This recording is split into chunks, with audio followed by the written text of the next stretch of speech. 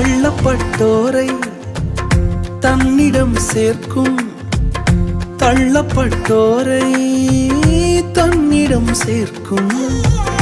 நம்பி வந்தோரை மனசார உயர்த்தும், நம்பி வந்தோரை மனசார உயர்த்தும். அதுதான் கிருபை, அதுதான் கிருபை. நான் நினைத்ததிலும் உயர்த்தி வைத்ததே.